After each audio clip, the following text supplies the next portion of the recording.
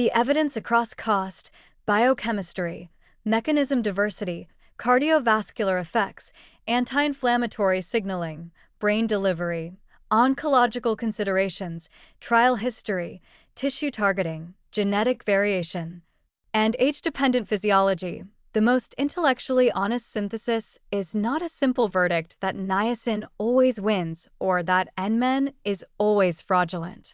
It's a hierarchical framework that assigns each compound its appropriate role based on the actual evidence and challenges the tribal warfare mentality that has dominated this conversation.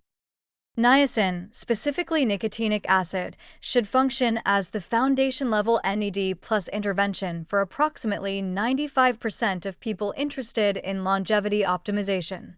The reasons are cumulative and reinforcing: 80 years of human trial data, established safety profile, cardiovascular and lipid benefits unavailable from alternatives, unique anti-inflammatory GPR109A receptor activation, annual cost under $30, and functional equivalence to more expensive precursors in most human biological contexts. The evidence base is simply unmatched.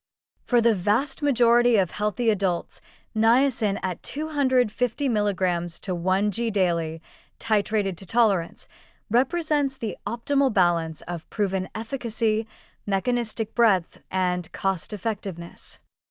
NR and NMN should occupy a specialized Tier 4 role, reserved for the minority of individuals with specific, evidence-justified reasons to pay the premium. Severe malabsorption conditions that genuinely impair niacin uptake. Documented, objective niacin non-response confirmed by biomarker measurement rather than subjective impression. Participation in clinical research protocols requiring specific precursor forms. Perhaps, in older individuals with significantly compromised digestive function, a case exists for better absorbed formulations as a genuine therapeutic necessity rather than a consumer preference. The step care model that best reflects the evidence looks like this. The foundation is lifestyle, diet optimization with adequate niacin-containing foods, vigorous regular exercise which naturally upregulates NMPT and endogenous NAD plus synthesis, and quality sleep. The second tier is basic niacin supplementation at $15 to $30 per year, covering the NAD plus needs of most adults.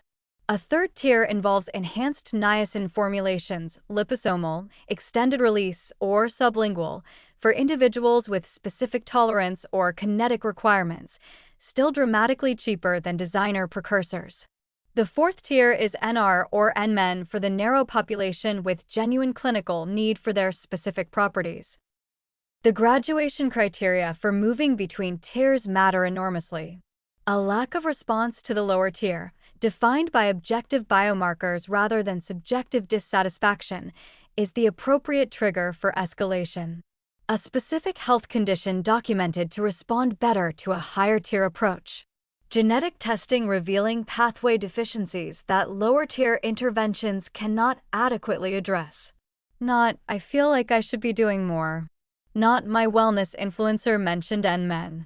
Not, the bottle looks more scientific. The democratization of longevity is the most important theme here.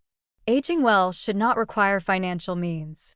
The evidence consistently shows that the oldest, best studied, least glamorous NAD plus strategy remains competitive with and often superior to options costing 60 times as much. Niacin is the people's NAD plus booster, and restoring its credibility against a backdrop of patent-driven marketing is not nostalgia.